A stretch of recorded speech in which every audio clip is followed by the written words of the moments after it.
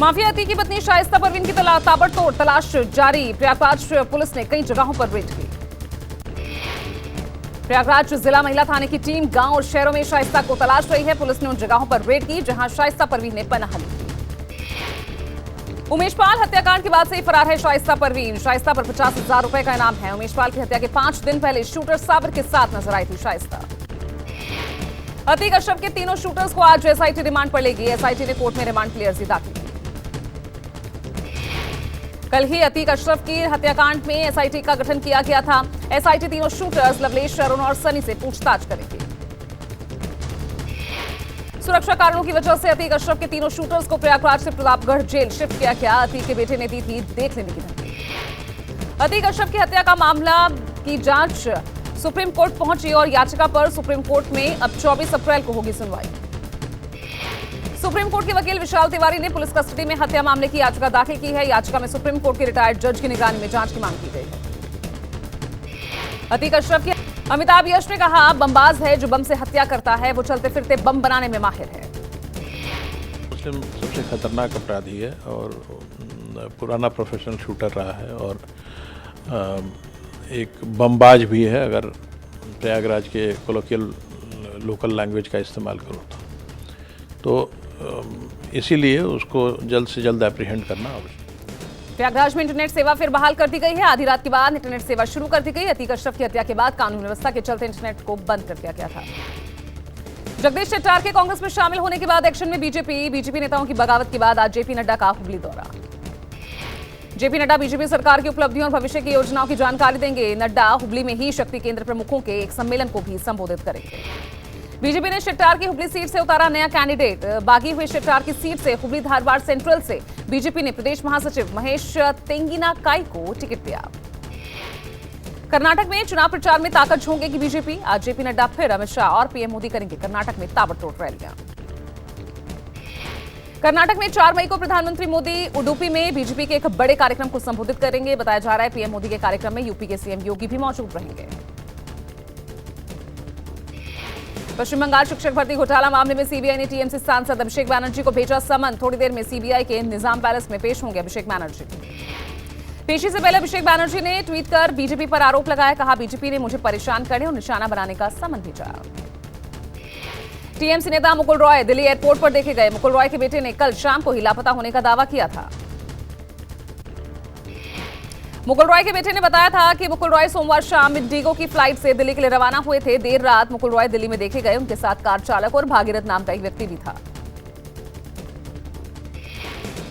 नीतीश की मुलाकात के बाद विपक्षी दलों में मुलाकातों का दौर जारी। विपक्षी एकता को मजबूत करने में जुटी कांग्रेस। केसी वेणुगोपाल ने मातोश्री जाकर उद्धव ठाकरे से मुलाकात की। मुलाकात के बाद केसी वेणुगोपाल ने कहा कि वो खड़गे, राहुल गांधी और सोनिया गांधी का संदेशा लेकर गए थे। एंटी डेमोक्रेसी फ्रंट के खिलाफ लड़ना है। वहीं मुलाकात के बाद उद्धव ठाकरे ने कहा, अब हमारी मेल मुलाकातें शुरू हुई है। देश के सामने बड़ी समस्या है। देश में अहम की विचारधारा के खिलाफ हम एक साथ आ रहे हैं।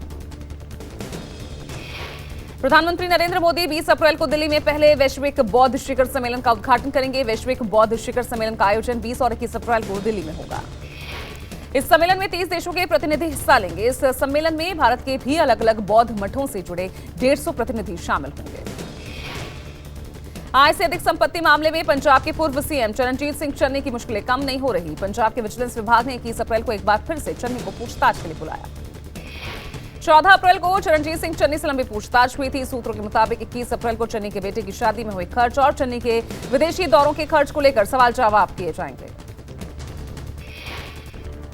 वहीं अतीक की हत्या के बाद जेल में बंद समाजवादी पार्टी के विधायक इरफान सोलंकी के परिवार में दहशत। पत्नी नसीम सोलंकी ने पुलिस आयुक्त से मिलकर लगाई सुरक्षा की गुहार। नसीम सोलंकी ने बताया कि जब उनके बच्चे या परिवार का कोई भी व्यक्ति नहीं कहीं जाता है तो उनके पीछे एक बिना नंबर की गाड़ी उनका पीछा करती है। ज्वाइंट कमिश्नर आनंद प्रकाश तिवारी ने बताया कि पूरे मामले को संज्ञान में लिया गया है। आसपास लगे सीसीटीवी कैमरे से वीडियो देखकर जांच की जा रही है। सीएम नीतीश कुमार ने घटना का संज्ञान लिया। संबंधित अधिकारियों को लोगों की पहचान कर उनके खिलाफ उचित कार्रवाई करने के निर्देश दिए। मोतिहारी शराब कांड में मरने वालों की संख्या बढ़कर 29 हुई। सीएम नीतीश कुमार ने 4-4 लाख रुपए के मुआवजे का ऐलान किया। शराब कांड को लेकर एसपी के बाद डीएम ने की बड़ी कार्रवाई। उत्पाद विभाग के 7 पदाधिकारियों से स्पष्टीकरण मांगा। दिल्ली की पटियाला हाउस कोर्ट में गैंगस्टर लॉरेंस बिश्नोई को आज पेश किया जाएगा। देरी की वजह से नहीं हो सकी थी पेशी। कोर्ट ने बिश्नोई की सुरक्षा सुनिश्चित करने के भी निर्देश दिए। कुख्यात गैंगस्टर लॉरेंस बिश्नोई को लेकर राजधानी दिल्ली में एनआईए की टीम दिल्ली लेकर पहुंची है। भारी सुरक्षा के बीच लॉरेंस बिश्नोई को तिहाड़ जेल में रखा गया। एनआईए की टीम ने एक नया मामला लॉरेंस बिश्नोई पर दर्ज किया है और इसी के चलते लॉरेंस बिश्नोई को एनआईए की टीम प्रोडक्शन वारंट पर पटियाला हाउस कोर्ट में पेश करेगी। पंजाब की मोहाली से पुलिस की बड़ी कार्रवाई। सेक्टर 89 में छापेमारी कर अमृतपाल सिंह के 2 करीबियों को हिरासत में लिया। गुरजंट सिंह और उसकी महिला सहयोगी निशा रानी को हिरासत में लिया है। दोनों ने अमृतपाल के फरार होने के बाद उसकी मदद की थी। दिल्ली शराब नीति घोटाला मामले में कोर्ट ने फिर बढ़ाई सिसोदिया की कस्टडी। मनीष सिसोदिया आज फिर से उनकी जमानत अर्जी पर सुनवाई होगी। मनीष सिसोदिया की जमानत याचिका पर आज सुनवाई होगी। ईडी मनी लॉन्ड्रिंग तो सीबीआई अनियमितता के मामले को जांच रही है। केरल विधानसभा के अध्यक्ष शमशीर ने उपराष्ट्रपति जगदीप धनखड़ से मुलाकात की। दिल्ली में शमशीर और उपराष्ट्रपति जगदीप धनखड़ के बीच बैठक हुई।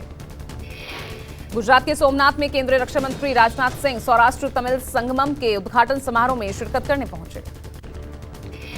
महाराष्ट्र के नागपुर में केरल के राज्यपाल आरिफ मोहम्मद खान भारत की संप्रभुता कार्यक्रम में शामिल हुए। समारोह में आरिफ मोहम्मद खान ने सभा को संबोधित किया।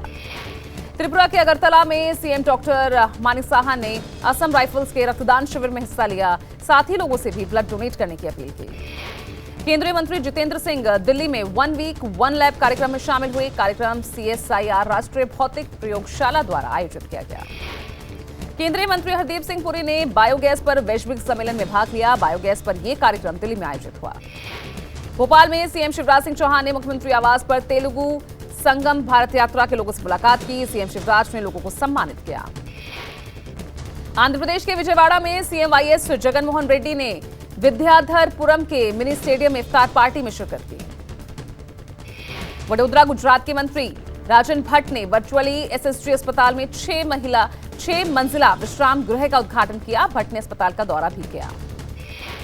अमृतसर के एटो पहुंचे पंजाब के मंत्री हरभजन सिंह भाजपा नेता बलविंदर गिल को देखने केडी अस्पताल पहुंचे। तेलंगाना के हैदराबाद में दूसरी digital economy working group meeting का उद्घाटन हुआ। G20 के तहत साइड इवेंट्स कार्यक्रम को रखा गया। गोवा के पणजी में केंद्रीय स्वास्थ्य और परिवार कल्याण राज्य मंत्री डॉक्टर भारती प्रवीण पवार दूसरे G20 स्वास्थ्य कार्य समूह का उन्होंने उद्घाटन किया। मेघालय के शिलांग में G20 के तहत अंतरिक्ष अर्थव्यवस्था के नेताओं की बैठक हुई। G20 अंतरिक्ष अर्थव्यवस्था का ये 4था संस्करण है। हिमाचल प्रदेश के धर्मशाला में G20 की तैयारियों को लेकर चर्चा हुई। भाजपा हिमाचल प्रदेश द्वारा G20 समिति के अध्यक्षता में हुई। हरियाणा के करनाल में बड़ा हादसा। राइस मिल की इमारत ढहने से 4 मजदूरों की मौत। करनाल में जिस वक्त राइस मिल की इमारत गिरी, इमारत के नीचे मजदूर सो रहे थे। बताया जा रहा है अक्सर 100 से ज्यादा मजदूर इमारत के नीचे सोते हैं। हादसे के बाद मौके पर राहत कार्य शुरू किया गया। फायर ब्रिगेड, पुलिस, एम्बुलेंस और सामाजिक संस्थाओं ने मौके पर पहुंचकर मजदूरों को मलबे से बाहर निकाला। एटा में सनसनीखेज वारदात। 20 साल की युवती को 2 लोगों ने गोली मारी। लड़की ने मौके पर ही दम तोड़ दिया। तलाश के दौरान जालौन में घेरे गए आरोपी मुख्य अभियुक्त राजू को पुलिस ने एनकाउंटर के दौरान गिरफ्तार किया।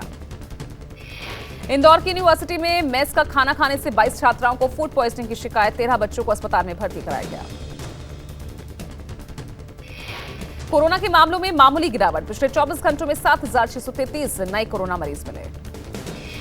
आंकड़ों के मुताबिक एक्टिव मरीजों की संख्या 61,000 से ज्यादा। डेली पॉजिटिविटी रेट भी बढ़कर 3.62% हुआ।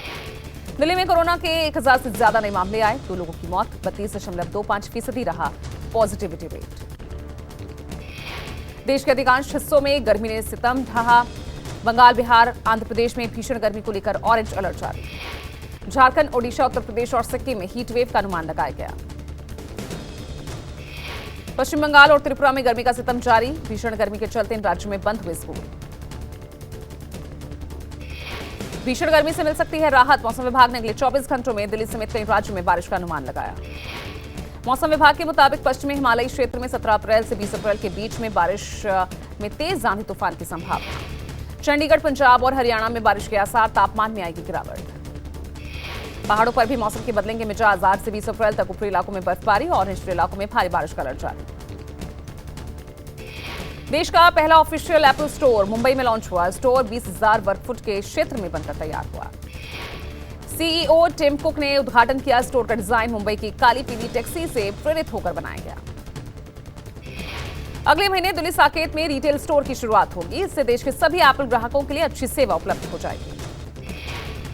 जम्मू में अमरनाथ यात्रा पंजीकरण शुरू हुआ। अमरनाथ यात्रा 1 जुलाई 2023 से शुरू होगी और 31 अगस्त को यात्रा चलेगी। छत्तीसगढ़ के रायपुर में अग्निवीर की पहली शिफ्ट के छात्र ऑनलाइन प्रवेश की परीक्षा उन्होंने दी। जल्द ही योग्य लोगों को अग्निवीर में भर्ती भी मिलेगी। ओडिशा के भुवनेश्वर में भारतीय सेना में भर्ती के लिए बड़ी संख्या में छात्र ऑनलाइन कॉमन एंट्रेंस एग्जाम में शामिल हुए। केरल के कन्नूर रेलवे स्टेशन पर वंदे भारत एक्सप्रेस ट्रेन का स्वागत किया गया। इस दौरान ट्रेन में सफर करने वाले लोग बेहद उत्साहित नजर आए। आईपीएल में आज सनराइजर्स हैदराबाद और मुंबई इंडियंस के बीच होगा मुकाबला। दोनों टीमें राजस्थान के राजीव गांधी इंटरनेशनल स्टेडियम में मैच खेलेंगी। शाम 7:30 बजे मैच की शुरुआत होगी। सनराइजर्स हैदराबाद की कप्तानी एडन मार्करम करेंगे। आईपीएल के 16वें सीजन के 24वें मुकाबले में दर्शकों को रोमांचक मैच देखने को मिला। चेन्नई सुपर किंग्स टीम ने रॉयल चैलेंजर्स बेंगलुरु को 8 रनों से मात दी। चेन्नई की तरफ देश पांडे ने सबसे महत्वपूर्ण 3 विकेट झटके। वबी वाफ डू प्लेसेस के 62 रनों की पारी खेली।